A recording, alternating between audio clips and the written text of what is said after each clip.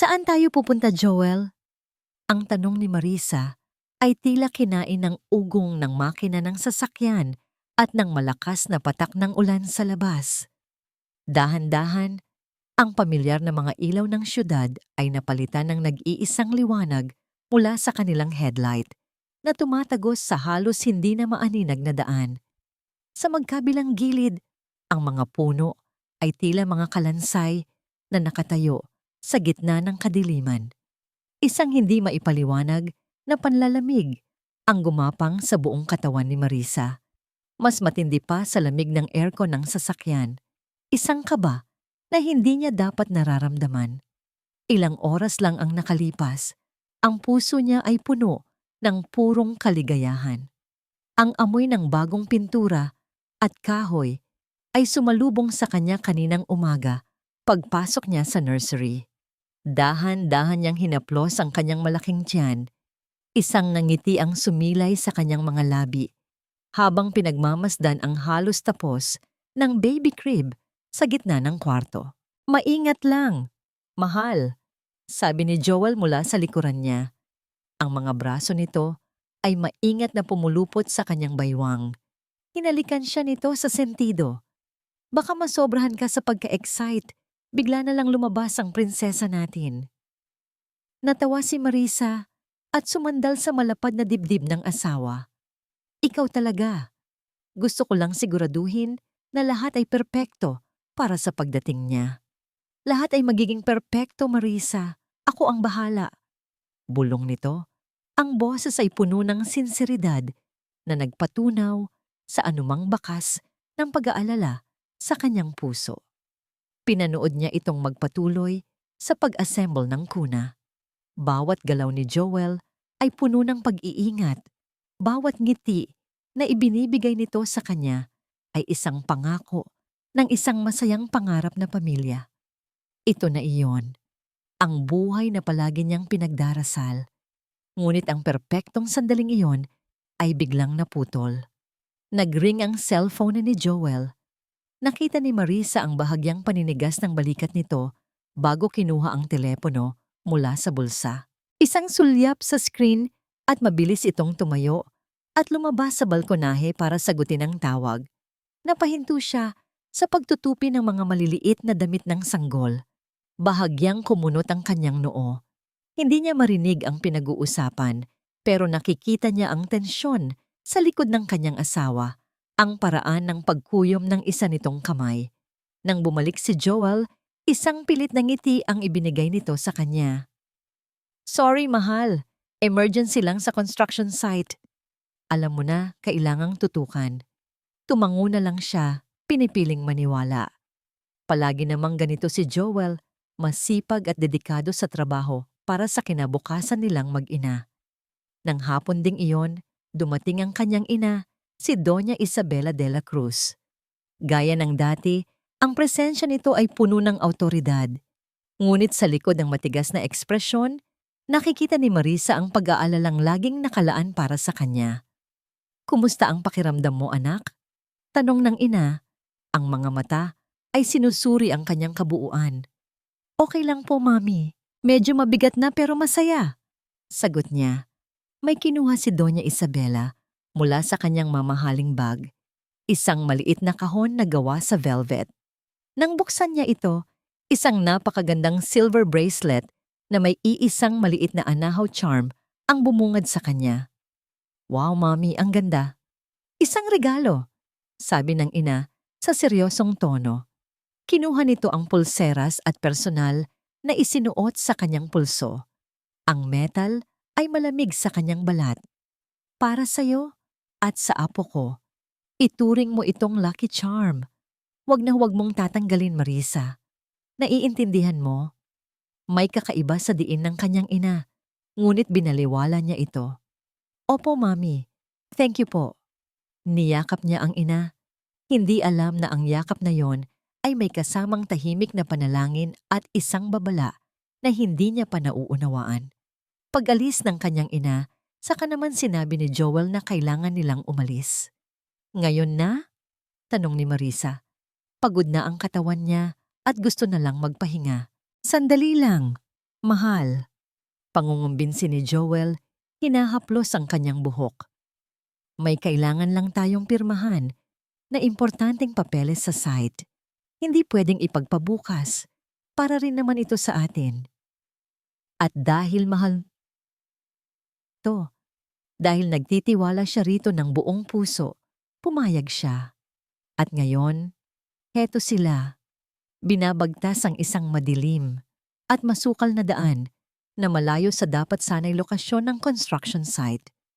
Ang bawat metro na kanilang tinatahak ay nagdaragdag sa bumabalot na kaba sa kanyang dibdib. Binasag niya muli ang nakakabinging katahimikan. Joel, natatakot ako. Nasaan na ba tayo?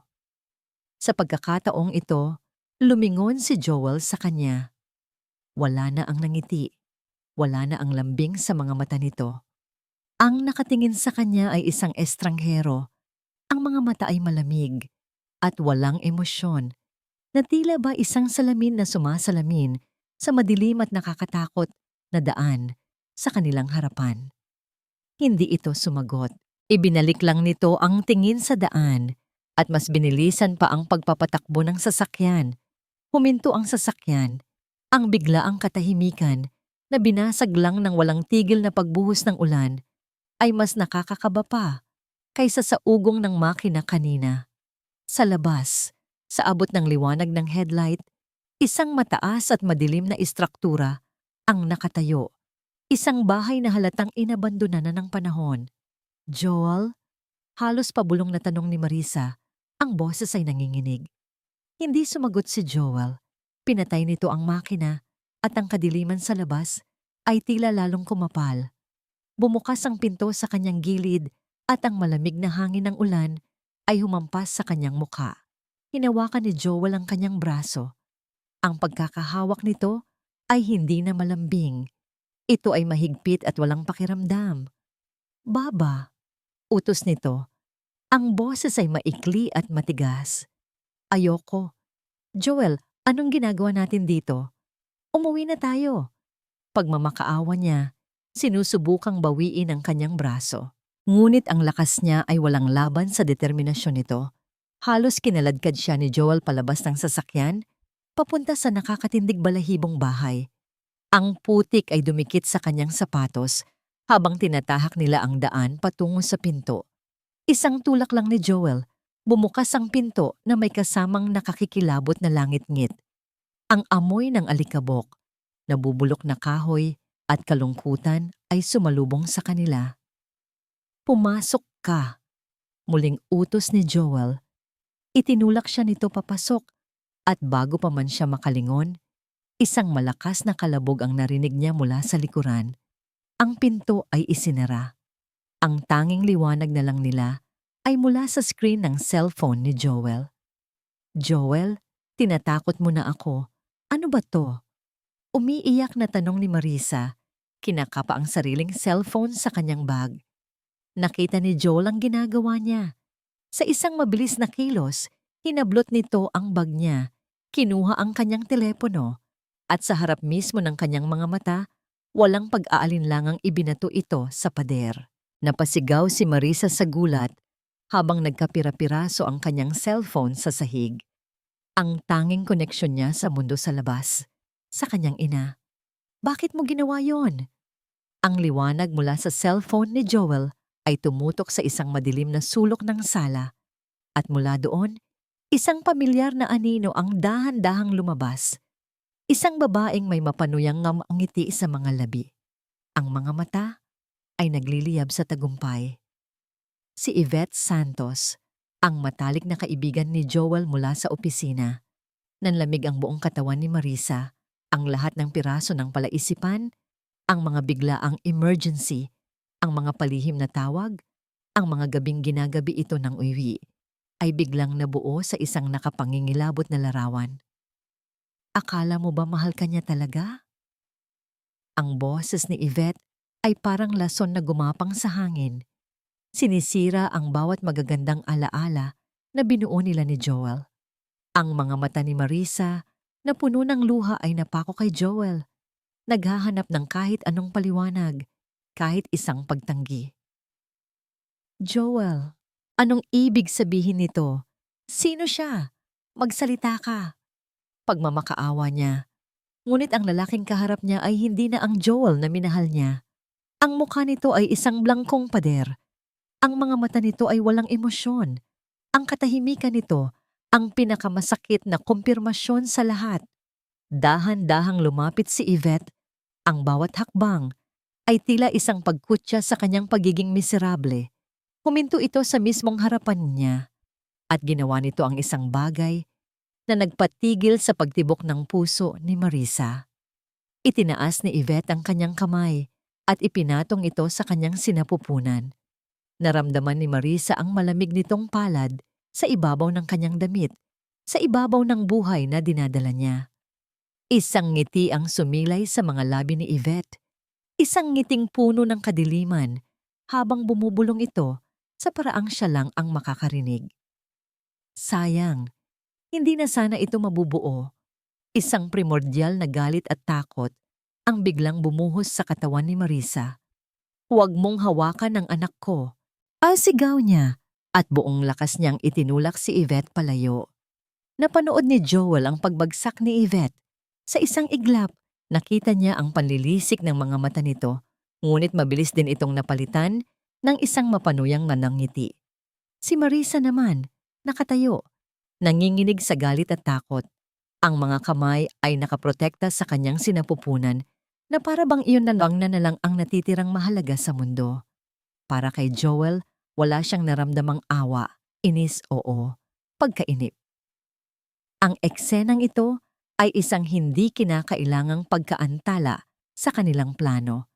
Tumingin siya sa paligid ng abandonadong bahay, ang anay na kinain ng mga haligi, ang mga butas sa bubong kung saan tumutulo ang ulan, ang makapal na alikabok na bumabalot sa lahat. Isang pamilyar na kirot ang kumirot sa kanyang dibdib, isang kirot na matagal na niyang ibinaon sa limot dito. Sa mismong kinatatayuan nila, dito dating nakatayo ang hapagkainan ng kanyang pamilya. Dito sila sabay-sabay kumakain bago pa man malugi ang negosyo ng kanyang ama. Sa sulok na yon, doon niya laging naririnig na nag-iiyakan ang kanyang mga magulang sa gabi. Binubulong ang mga utang na hindi na nila kayang bayaran. Ang bahay na ito ay hindi lang isang tagpuan. Ito ang monumento ng kanyang kabiguan, ng kahirapan na isinumpa niyang hindi na niya babalikan. At si Marisa ang kanyang naging tiket para takasan ang lahat ng ito. Isang maganda, mabait, at higit sa lahat, mayamang tiket. Ngunit habang tumatagal, ang pagiging malapit sa yaman ng mga De La Cruz ay naging isang lason. Ang bawat mamahaling regalo, ang bawat bakasyon sa ibang bansa, ay isang sampal sa kanyang pagkalalaki. Isang paalala na lahat ng tinatamasa niya ay hindi galing sa sarili niyang pawis, kundi mula sa pamilya ng babaeng pinakasalan niya. Ang utang niya sa mga Bombay at sa kasino ay lumobo na.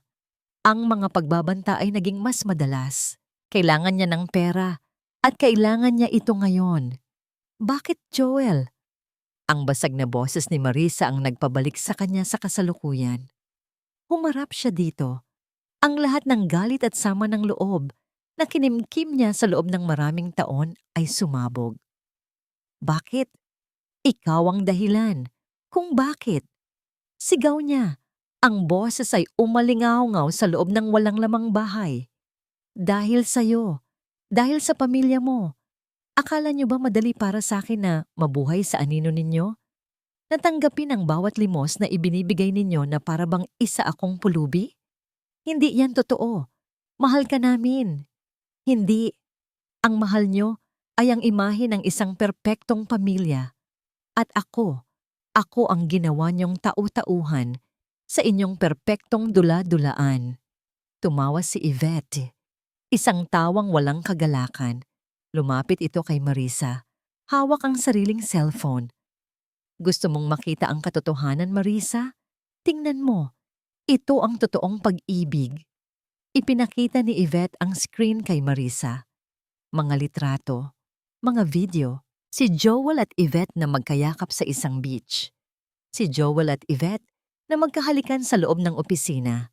Mga kuha na puno ng pagnanasa at pagtataksil. Ang bawat larawan ay isang punyal na sumasaksak sa puso ni Marisa. Napayuko si Marisa, hindi na makatingin. Ang mga hikbi niya ay naging isang malakas na iyak, isang tunog ng isang pusong tuluyang winasak. Bigla, napahawak si Marisa sa kanyang tiyan. Isang matalim na kirot ang biglang sumaksak dito. Ang kanyang mukha ay namutla. Daing niya. Ang mga mata ay nanlalaki sa sakit at takot. Napaluhod siya sa maruming sahig. Ang isang kamay ay nakahawak sa tiyan. Ang isa ay nakatukod para suportahan ang sarili. Hindi natinag si Joel. Sa halip na awa, ang nakita niya ay isang pagkakataon. Ang sakit na nararamdaman ni Marisa ngayon ay ang mismong susi na magbubukas sa pinto ng kanyang kalayaan. Kalayaan mula sa utang, kalayaan mula sa pagiging anino ng mga De La Cruz. Ito na ang huling hakbang. Ang kailangan niya lang gawin ay itulak pa ito ng kaunti. Isang malamig na ngiti ang gumuhit sa mga labi ni Yvette. Lumapit ito at bumulong, sapat lang para marinig nilang tatlo. Ayan na Marisa, baka nararamdaman na ng anak mo ang kasinungalingan na bumabalot sa kanya. Baka ayaw na rin niyang mabuhay. Ang bawat salita ay isang karayom na tumusok sa puso ni Marisa. Mas masakit pa sa pisikal na kirot na nararamdaman niya.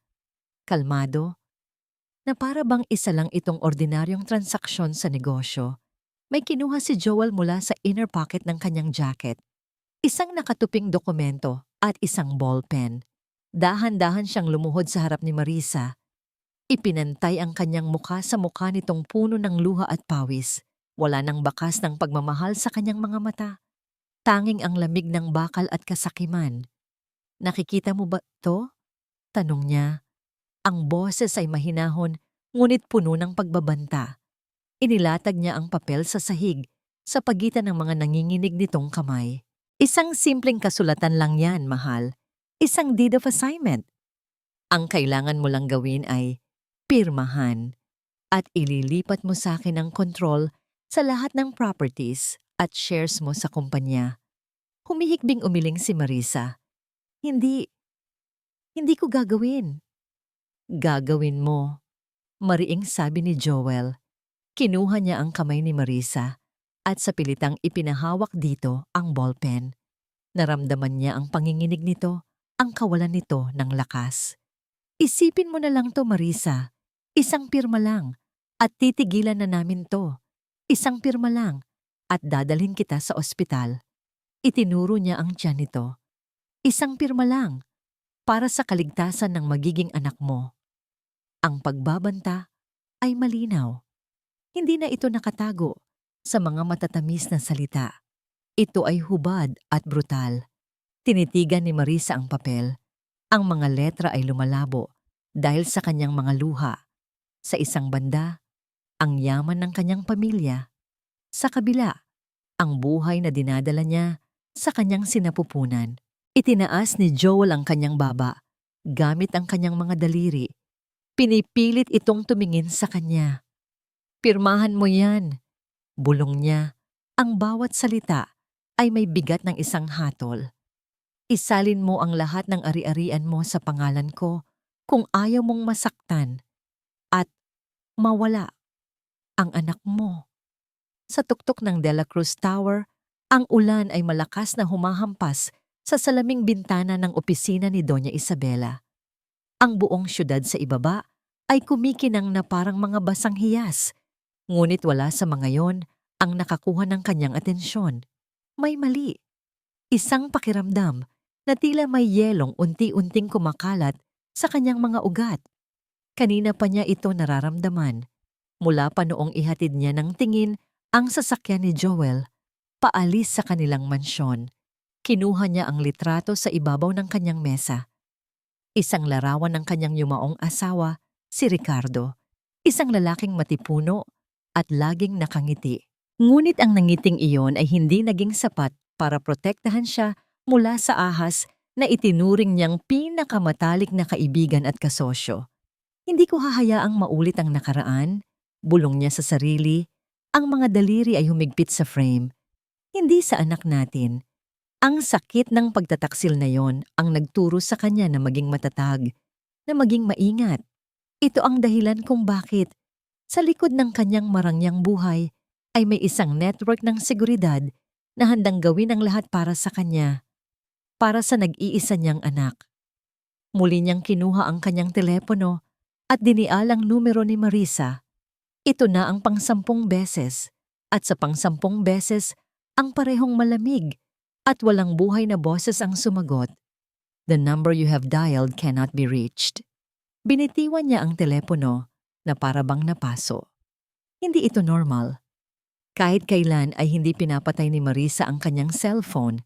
Tumayo si Doña Isabela at lumakad patungo sa isang pader na mukhang ordinaryong bookshelf lamang. Isang pindot sa isang nakatagong buton at ang bookshelf ay gumalaw. Nagbubunyag ng isang high-tech na monitoring station. Umupo siya sa harap ng malaking monitor. Sa isang iglap, isang digital na mapa ng buong probinsya ang lumitaw. At sa mapang iyon, may isang maliit na pulang tuldok. Ang signal mula sa bracelet. Ang puso niya ay bahagyang gumaan nang makitang aktibo pa ang signal. Ngunit ang gaan na iyon ay agad ding nawala.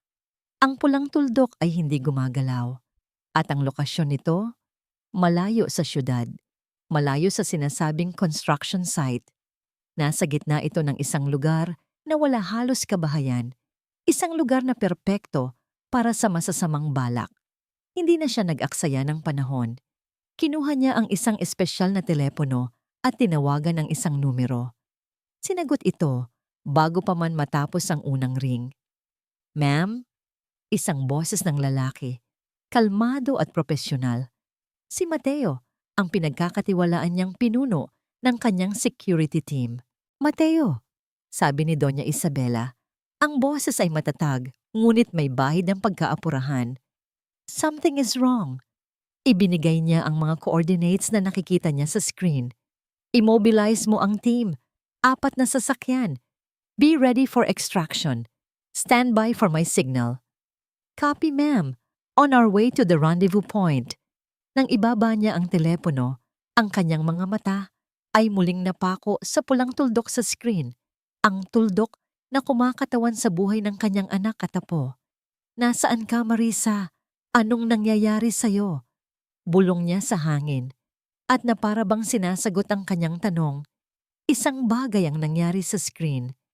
Ang maliit at hindi gumagalaw na pulang tuldok ay biglang kumurap-kurap. Mabilis. Paulit-ulit. Nagbago ang kulay nito mula pula patungong matingkad na pula. Isang kulay na sumisigaw ng panganib. At sa ilalim nito, isang salita ang lumitaw sa itim na background na nakasulat sa malalaking pulang letra. Biometric distress detected. Ang puso ni Doña Isabela ay tila huminto sa pagtibok. Ang lamig ng sahig ay gumagapang sa kanyang likod, sa kanyang mga binti, hanggang sa buo niyang katawan. Ngunit ang lamig na yon ay walang-wala kumpara sa yelong bumabalot sa kanyang puso.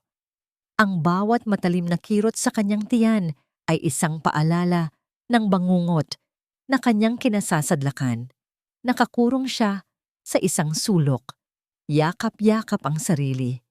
Ang tanging nagbibigay sa kanya ng lakas ay ang marahang paggalaw ng sanggol sa loob ng kanyang sinapupunan. Kapit lang, anak. Kapit ka lang para kay Mommy. Bulong niya sa kanyang isipan. Paulit-ulit na parang isang panalangin. Ilang oras na siyang hindi pinapakain.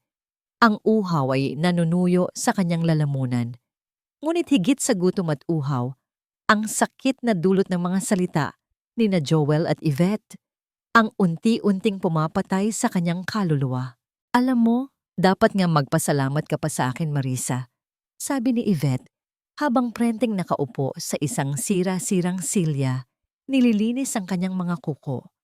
Pinapalaya kita sa isang kasinungalingan, hindi kanya kailanman minahal. Tumigil ka na. Mahinang sagot ni Marisa, walang lakas na makipagtalo. Bakit? Masakit ba ang katotohanan? Tumawa si Yvette. Huwag ka nang umasa. Sa oras na mapirmahan mo yung papel, tapos na ang lahat. Baka kahit ang sikat ng araw, hindi na niya makita. Itinuro nito ang kanyang tiyan. Isang panibagong agos ng luha ang dumaloy sa mga pisngi ni Marisa. Biglang nag-ring ang cellphone ni Joel. Muli. Sa pagkakataong ito, ang boses niya ay pabulong ng ngunit mariin. Halatang may kausap itong nagbibigay sa kanya ng matinding pressure. Sinabi ko nang maghintay kayo. Malapit na. Ibigay niyo na lang sa akin ang gabing ito. Sigaw ni Joel sa telepono bago ito padabog na pinatay. Sa sobrang inis, sinipa niya ang isang kahoy na upuan na malapit kay Marisa na naging dahilan ng pagtilapon nito at pagtama sa pader. Natigilan sina Joel at Yvette. Ang kanilang atensyon ay panandaliang naalis mula kay Marisa. At sa sandaling iyon, sa gitna ng sakit at kawalan ng pag-asa, isang alaala ang biglang pumasok sa kanyang isipan. Ang kanyang ina, ang regalong bracelet. Huwag na huwag mong tatanggalin, Marisa. Naiintindihan mo?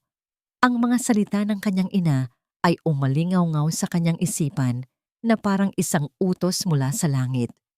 Gamit ang natitirang lakas, ang nanginginig niyang kamay ay dahan-dahang gumapang patungo sa kanyang pulso. Kinapa niya ang pamilyar na lamig ng pilak, ang maliit na anahaw charm. Naalala niya ang sinabi ng kanyang ina nung isinuot ito sa kanya. Isang demonstration na akala niya ay simpleng paglalambing lang. May isang maliit at halos hindi kapansin-pansing uka sa ilalim mismo ng charm.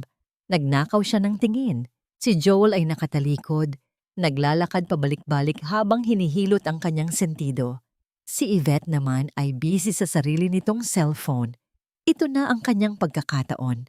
Ang kanyang hinlalaki ay maingat na dumapo sa nakatagong buton. Ang kanyang puso ay kumakaripas sa bilis. Mommy, please! Ipinikit niya ang kanyang mga mata at buong lakas na idiniin ang kanyang hinlalaki. Idiniin niya ito ng matagal. Umaasang may mangyayari, nagdarasal na ang simpleng regalong ito ay higit pa sa isang palamuti lamang. Isang anino ang biglang tumakip sa kanya. Anong ginagawa mo? Ang sigaw ni Joel ay parang kulog. Bago pa man siya makakilos, ang kamay nito ay marahas na hinablot ang kanyang pulso. Nakikita nito ang paraan ng pagkahawak ng kanyang daliri sa bracelet. Sa isang malakas na paghila, sinira ni Joel ang kawit ng pulseras. Aray! Daing ni Marisa. Lumipad ang bracelet sa kabilang dulo ng kwarto. Tumama sa pader bago bumagsak sa sahig na may kasamang mahinang kalansing. Nakatayo si Joel sa harap niya. Ang mga mata ay nag-aapoy sa galit. Sa isang sulok, sa gitna ng dilim at alikabok, ang munting regalo ng kanyang ina ay nakahandusay tahimik at walang buhay. Patay na ang anumang munting ilaw ng pag-asa na kanyang pinanghawakan. Hinihiwa ng malakas na ulan ang kadiliman ng gabi. Sa loob ng isang itim at walang markang van, tahimik na nakaupo si Mateo. Ang kanyang mga mata ay nakapako sa daan sa unahan. Sa kanyang earpiece, ang boses ni Doña Isabela ay malinaw at matatag, ngunit may bahid ng panginginig na hindi maitatago.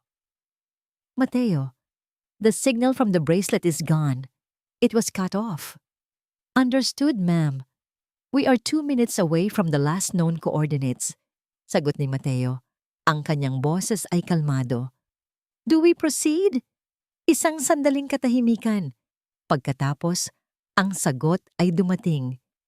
Mas matigas at mas malamig kaysa sa hanging dala ng bagyo. Proceed. Find my daughter, whatever it takes. Copy, ma'am. Ang convoy ng 4 na itim na sasakyan ay kumilos na parang mga anino sa gitna ng unos. Walang sirena, walang ingay. Tanging ang tunog ng kanilang mga gulong na lumulusong sa putik. Nang tanawin na nila ang abandonadong bahay, agad na nagbigay ng senyas si Mateo. Ang mga sasakyan ay huminto at pinatay ang mga ilaw.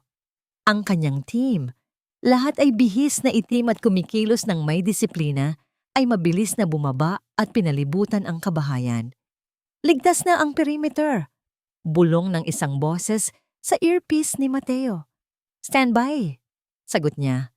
Siya at ang 3 pa sa kanyang mga tauhan ay dahan-dahang lumapit sa pinto. Sa isang senyas niya, isang malakas na sipa ang nagwasak sa trangka ng pinto. Bumagsak! Ang pinto ay bumukas ng malakas.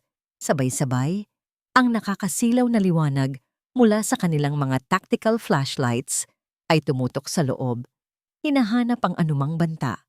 Ang nakita nila ay sina Joel at Yvette. Nagulat na napatalon. Ang kanilang mga mukha ay nagpapakita ng purong pagkalito at takot, na para bang mga daga na biglang nasulutan sa kanilang lungga. "Huwag kayong kikilos! Dapa!" Sigaw ng isa sa mga tauhan. Si Joel, sa isang iglap ng katangahan, ay nagtangkang tumakbo. Ngunit bago pa man siya makahakbang, 2 miyembro ng team ang mabilis na sumunggab sa kanya. Ipinilipit ang kanyang mga braso sa likod at idinapa siya sa sahig. Si Yvette ay napasigaw na lang sa takot. Nanigas sa kinatatayuan, nanginginig, habang nakataas ang 2 kamay. "Secure the threats," kalmadong utos ni Mateo. Ang kanyang atensyon ay nasa paghahanap sa taong kailangan nilang iligtas. Ang liwanag ng kanyang flashlight ay gumapang sa bawat sulok ng maruming silid hanggang sa tumama ito sa isang nakakurong anino sa sahig. Si Marisa, nakahandusay ito, ang muka ay basang-basa ng pinaghalong pawis at luha. Ang mga labi ay namumutla at sa ilalim ng manipis niyang damit, sa pagitan ng kanyang mga binti, nakita ni Mateo ang isang bagay na nagpatigil sa kanyang paghinga. Dugo. "Medic!" Sigaw ni Mateo sa kanyang radyo. Mabilis siyang lumuhod sa tabi ni Marisa. Hinubad niya ang kanyang itim na jacket at maingat na ipinatong sa nanginginig nitong katawan. Bahagyang iminulat ni Marisa ang kanyang mga mata. Ang paningin ay malabo. "Ma'am Marisa," mahinang sabi ni Mateo. Ang kanyang boses ay puno ng paggalang. "Ligtas na po kayo." Ilang saglit pa, dumating ang isa pang sasakyan. Mula dito ay bumaba si Doña Isabela. Walang payong, hinahayaan lang na mabasa ng ulan ang kanyang mamahaling kasuotan. Pumasok siya sa loob ng bahay. Ang una niyang nakita ay ang kanyang anak. Ang puso niya ay tila piniga hanggang sa mawalan ng hangin. Ngunit ang sakit sa kanyang mga mata ay mabilis na napalitan ng isang apoy. Isang nagliliyab na galit na kayang tumupok ng lahat nang tumama ang kanyang paningin kina Joel at Yvette, na ngayon ay kapwa na nakaposas. Dumating ang mga medic, dinala ang isang stretcher. Habang maingat na inaangat si Marisa, nagkaroon ito ng kaunting lakas. Ang kanyang kamay ay nanghihinang iniabot at hinawakan ng braso ng kanyang ina. Tumingin si Dosa Isabela sa anak, ang mukha ay puno ng sakit. Ang "baby." Halos walang boses na bulong ni Marisa, at pagkatapos, ang kanyang mga mata ay pumikit at ang kanyang kamay ay walang lakas na bumagsak. Ang paulit-ulit na pag-flash ng kulay asul at pula mula sa screen ng cellphone ang tanging liwanag sa madilim na kwarto ni Althea Santos. Ang kanyang mga kamay ay nanginginig ng husto. Halos hindi na niya mahawakan ang telepono. Sa screen, isang news anchor ang nag-uulat sa harap ng isang dilaw na police line. Sa likod nito, ang pamilyar na abandonadong bahay. "Dalawang meeting ito ba Monday comedy?" 2 suspek, kinilalang sina Joel Navarro at Yvette Santos, ang kasalukuyang nasa kustodya ng pulisya matapos umanong tangkang pagdukot at frustrated murder sa biktimang si Marisa de la Cruz, na asawa mismo ni Navarro. "Ate." Isang pabulong na salita ang kumawala sa mga labi ni Althea. Isang patak ng malamig na pawis ang gumulong mula sa kanyang noo. Totoo nga. Ang lahat ng sinabi ng ate niya. Ginawa niya talaga. Pinatay niya ang video. Ang katahimikan ay mas nakakabingi. Ang tanging naririnig niya ay ang malakas na kabog ng sarili niyang dibdib. Mahahanap nila ako. Naisip niya. Alam nilang magkapatid kami. Madadamay ako dito. Ang takot ay parang isang kamay na humihigpit sa kanyang leeg. Ngunit sa ilalim ng takot na yon, may isa pang damdamin na gumagapang. Isang damdaming mabigat at marumi. Pagkakasala. Dahil alam niya, hindi ang lahat, pero sapat para sana, ay gumawa siya ng isang bagay. Ang kanyang isipan ay lumipad pabalik. Isang linggo na ang nakalipas. Sa isang maliwanag at maingay na coffee shop, ang kumpletong kabaligtaran ng madilim na kwarto niya ngayon. "Hey Althea, ang slow mo talaga," sabi ni Yvette habang humihigop ng kanyang mamahaling latte. Mukha itong masaya, masaya sa paraang nakakakilabot. Malapit na. Isang malaking pagbabago sa buhay para sa ating dalawa. Atin? Naguguluhang tanong ni Althea. Tumawa ang kanyang ate, isang tawang mapagmataas. Oo naman, kapag naging akin na si Joel at ang lahat ng pera ni Marisa, hindi na natin poproblemahin ang kahit ano. At para masigurado yon, kailangan kong bilisan ang mga pangyayari. Sumandal si Yvette na para bang mag-share ng isang masayang sikreto. Kaya sinabi ko kay Joel na buntis ako. Halos mabulunan si Althea sa iniinom niyang frappe. Ano? Pero hindi naman totoo yan. Siyempre hindi, sagot ni Yvette na parang wala lang. At ang tangang Joel, naniniwala siyang buntis ako. Ito ang kailangan niya para tuluyan ng kumilos, para mawala na sa landas natin ang mag-inang sagabal na yon. Isang panlalamig ang gumapang sa buong katawan ni Althea. Ate, buntis si Marisa. Paano mo nagagawa tangam to? Ang nangiti sa mukha ni Yvette ay nawala. Napalitan ng inis. Wala kang alam, Althea. Karapat-dapat lang sa kanya yan. Sa ilalim ng mesa, habang ang ate niya ay patuloy sa pagdedetalye ng kanyang masasamang balak, isang desisyon ang nabuo sa isip ni Althea. Isang desisyon na dulot ng takot. Takot sa kung anong kayang gawin ng sarili niyang kapatid. Ang kanyang hinlalaki ay tahimik na gumapang sa screen ng kanyang cellphone. Ipinindot niya ang voice recorder app at ang maliit na pulang tuldok ay nagsimulang kumurap-kurap. Nabalik siya sa kasalukuyan. Ang recording, nasa kanya pa rin. Ang pruweba ng lahat ng kasamaan ni Yvette. Nanginginig niyang binuksan ang kanyang contacts. Nandoon ang numero na kinuha niya mula sa website ng Dela Cruz Corporation. Ang numero ng kanilang head legal counsel. Tinitigan niya ito. Ang kanyang daliri ay naglalakbay sa pagitan ng delete at call. Burahin ang lahat at magtago? O gawin ang tama at iligtas ang sarili mula sa pagiging kasabwat? Habang siya ay nag-iisip, biglang nag-vibrate ang kanyang telepono. Isang malakas at nakakagulat na tunog sa gitna ng katahimikan. Isang hindi rehistradong numero ang tumatawag. Nag-aalangan, sinagot niya ito. Hello? Miss Althea Santos? Ang boses sa kabilang linya ay kalmado, malalim, at puno ng awtoridad na hindi maikakaila. My name is Attorney De Leon. I represent the De La Cruz family. I believe we need to talk. Ang sterile na amoy ng ospital at ang mahinang ritmikong tunog ng heart monitor ang bumubuo sa mundo ni Marisa sa loob ng nakalipas na 3 araw. Ngunit sa gitna ng puting mga pader at tahimik na paligid, may isang perpektong himig na nagbibigay kulay sa lahat. Ang mahinang paghinga ng kanyang anak. Nakatayo siya sa tabi ng bassinet. Ang kanyang mga daliri ay marahang humahaplos sa malambot na pisngi ng sanggol. Perpekto. Mula sa maliliit na daliri hanggang sa manipis na buhok nito.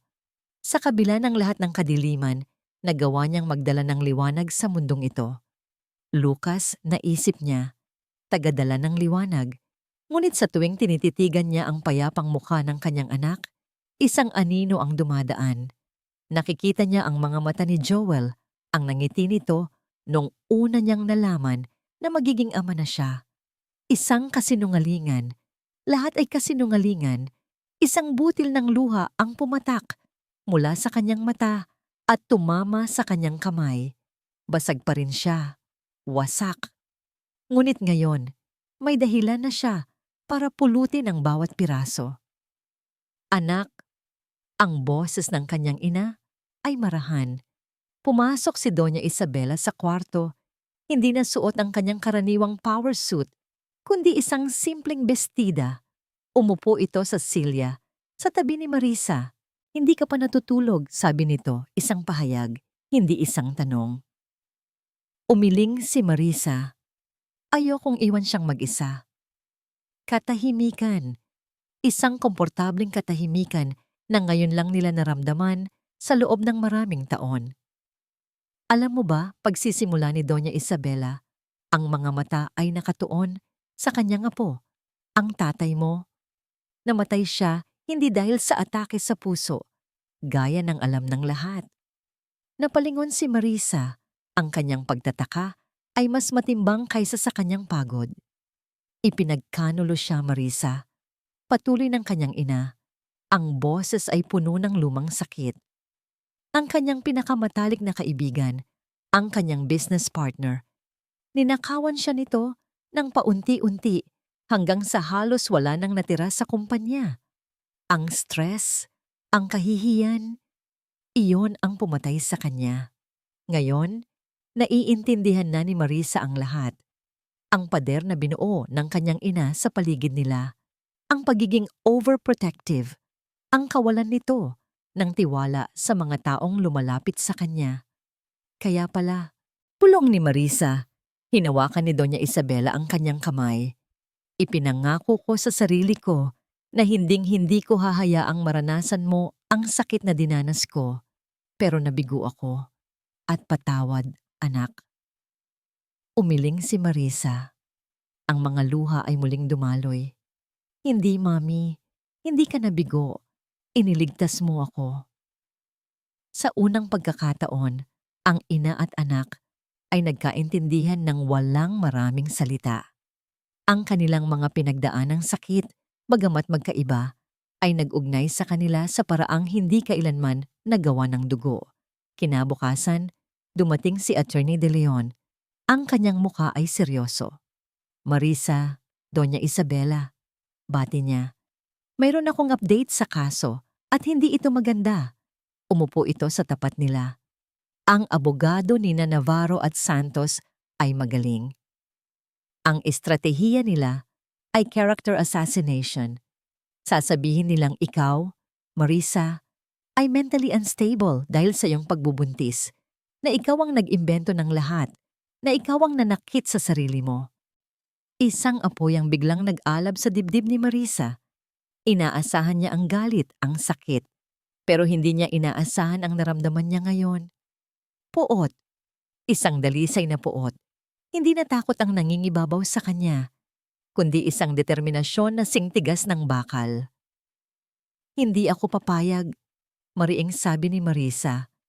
Ang kanyang boses ay may bigat na ikinagulat maging ng sarili niya. Hindi ko hahayaang yurakan nila ang pangalan ko at gamitin ang anak ko laban sa akin. Tumango si Attorney De Leon, isang bahagyang ngiti ng paghanga ang sumilay sa kanyang mga labi. I'm glad to hear that. Dahil kakailanganin natin ang lahat ng lakas mo. Nang gabing iyon, pagkatapos umalis ng kanyang ina at ng abogado, humarap si Marisa sa salamin. Isang estranghera ang nakatingin pabalik sa kanya. Mas payat, mas maputla, may mga anino sa ilalim ng kanyang mga mata, mga bakas ng bangungot na kanyang pinagdaanan. Ngunit may bago. Ang kanyang mga mata. Wala na ang pagiging maamo, ang pagiging sunod-sunuran. Sa halip, may isang kislap, isang ningas. Ang mga mata ng isang ina na handang pumatay para sa kanyang anak. Ang mga mata ng isang babaeng minsan nang winasak, pero ngayon ay handa nang lumaban. Hindi na ako ang Marisa na dati nilang kilala, sabi niya sa kanyang refleksyon. Kinabukasan, muling dumating si Atty. De Leon, ngunit sa pagkakataong ito, may dala siyang pag-asa. Mahirap patunayan ang kanilang intensyon sa korte base lang sa testimonya mo, sabi ng abogado.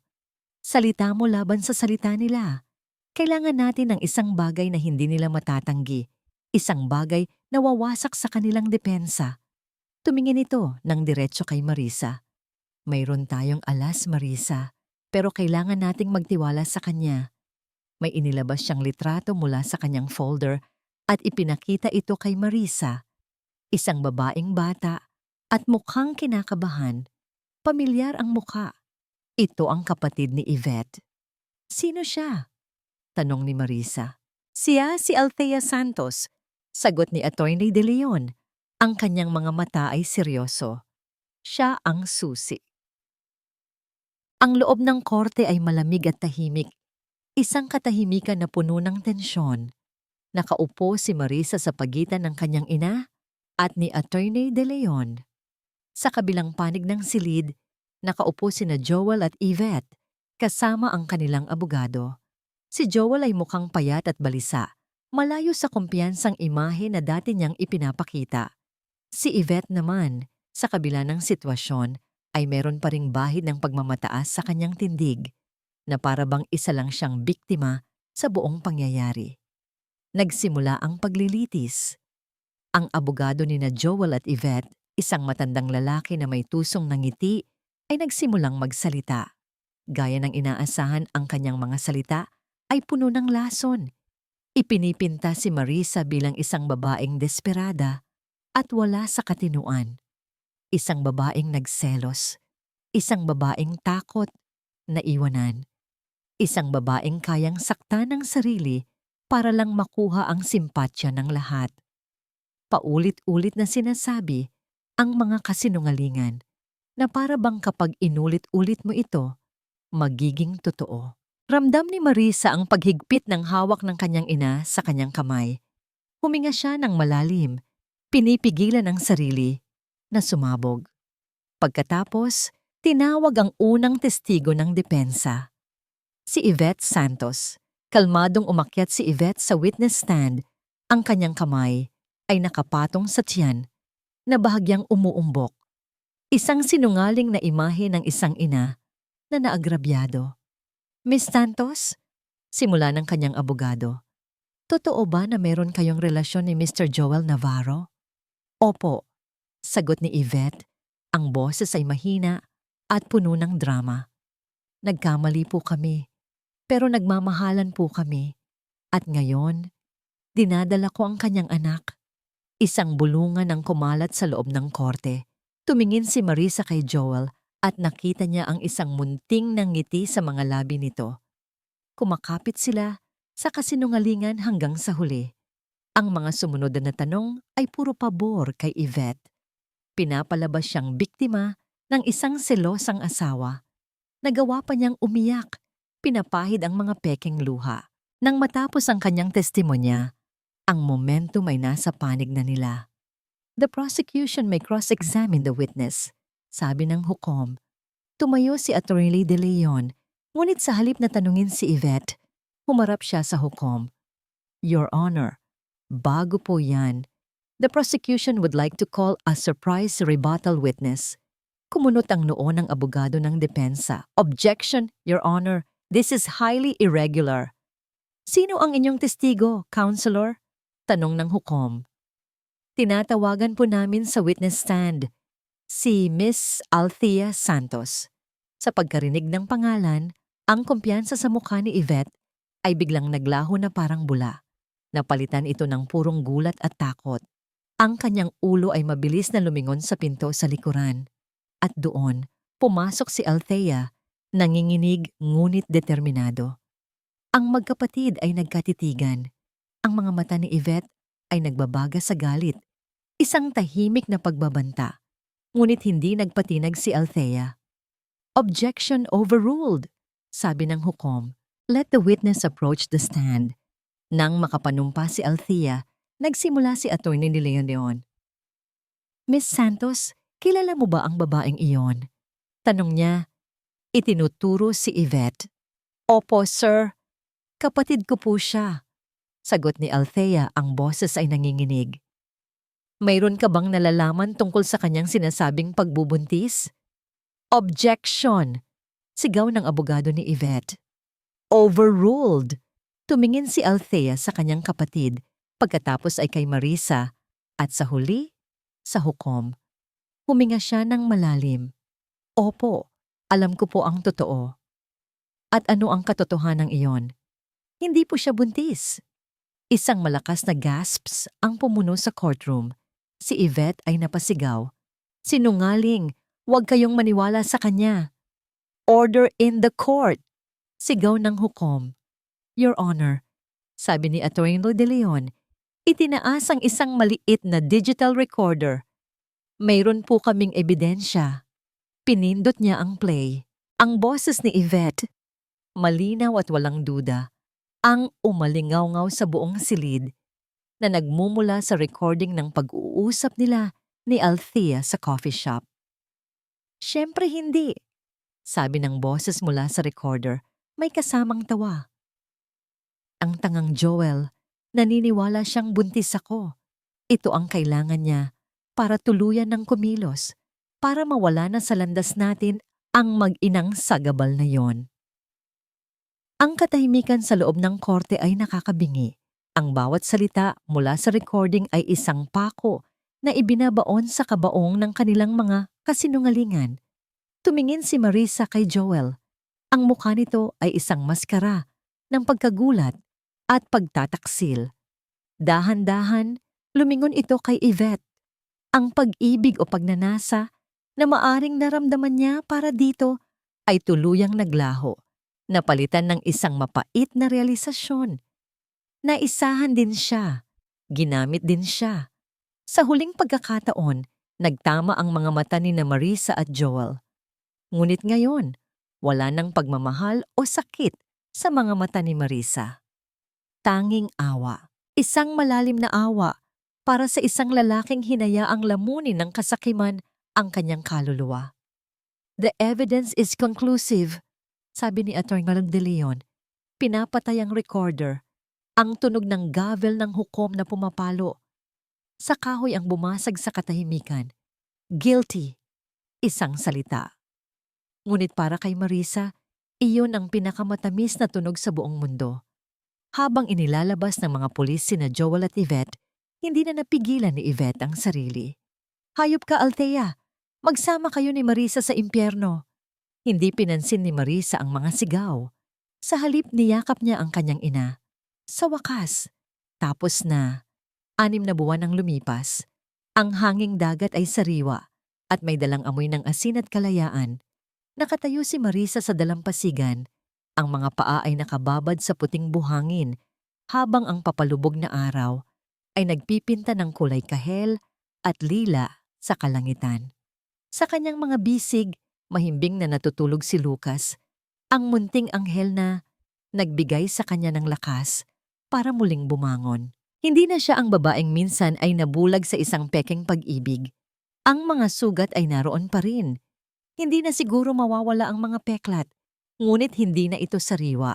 Hindi na masakit kapag hinihipo. Sila ay mga paalala na lang, hindi ng sakit, kundi ng katatagan. Ang payapa dito, sabi ng kanyang ina, si Doña Isabela, na lumapit at tumayo sa kanyang tabi. May dala itong 2 tasa ng mainit na tsa. Salamat po, Mami, sabi ni Marisa. Tinatanggap ang 1 tasa. Pinanood nilang magkasama ang paglubog ng araw. Ang dating formalidad sa kanilang pagitan ay napalitan na ng isang malalim at komportableng pagkakaunawaan. Ang trahedya na halos sumira sa kanila ang siya pa palang naging tulay para mahanap nila muli ang isa't isa. Sa telebisyon kaninang umaga, ibinalita ang huling hatol. Mahabang taon ng pagkakakulong para kina Joel at Yvette. Isinara na niya ang TV. Hindi na mahalaga ang mga iyon. Ang mahalaga ay ang ngayon at ang bukas. 1 linggo na ang nakalipas. Nakatanggap siya ng isang sulat. Galing ito kay Althea na ipinadala mula sa isang malayong probinsya kung saan ito nagsimula ng bagong buhay. Walang sapat na salita para humingi ng tawad, Marisa. Pero gusto kong malaman mo na araw-araw ipinagdarasal ko ang kapayapaan mo at ng iyong anak. Salamat sa pangalawang pagkakataon. Tinupi niya ang sulat at itinago ito. Natutunan niyang magpatawad, hindi para sa kanila, kundi para sa sarili niya. Ang pagpapatawad ay ang pagputol sa huling tanikala na nag-uugnay sa kanya sa masalimuot na nakaraan. Ano ang iniisip mo, anak? Tanong ni Doña Isabela. Ngumiti si Marisa. Iniisip ko kung gaano ako kaswerte. Kumunot ang noo ng kanyang ina. Pagkatapos ng lahat, opo, sagot ni Marisa. Ang kanyang mga mata ay nagniningning habang tinititigan si Lucas. Dahil kung hindi nangyari ang lahat ng to, hindi ko marahil matututunan ang pinakamahalagang leksyon. At ano yon? Na ang tunay na pagmamahal ay hindi pagtitiis. Ang tunay na pagmamahal ay paggalang. Paggalang sa sarili mo, una sa lahat, na ang kaligayahan ko ay hindi nakasalalay sa pagmamahal ng isang lalaki, kundi sa pagmamahal na kaya kong ibigay sa sarili ko at sa kanya. Itinuro niya ang kanyang anak. Niyakap siya ni Doña Isabela mula sa gilid. I'm so proud of you, Marisa. I love you, Mommy. I love you more, anak. Habang ang huling sinag ng araw ay naglalaho sa abot-tanaw, hinalikan ni Marisa ang noo ni Lucas. Isang bagong umaga ang naghihintay.